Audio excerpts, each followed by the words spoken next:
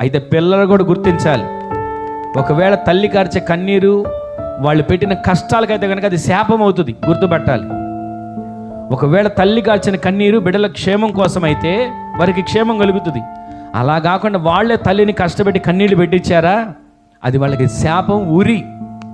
ఒక మాటలో చెప్పాలంటే ఏ తల్లిదండ్రులను కష్టపెట్టకూడదు, అలాగే ఏ పిల్లలు కూడా తల్లిదండ్రులను కష్టపెట్టే వారిగా ఉండకూడదు. ప్రతిరోజు కూడా మన పిల్లల కొరకు ప్రార్థించుకునే తల్లిదండ్రులుగా మార్చబడదుము గాక. గట్టిగా ఆమేన్ చెప్పండి.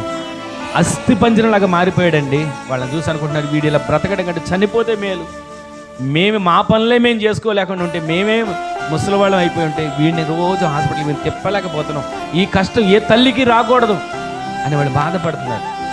ఈ రోజున ఈ మాటలు వింటున్న మన జీవితంలో మన బిడ్డలు ప్రయోజకులుగా మార్చబడాలి. ఆమేన్ చెప్పండి.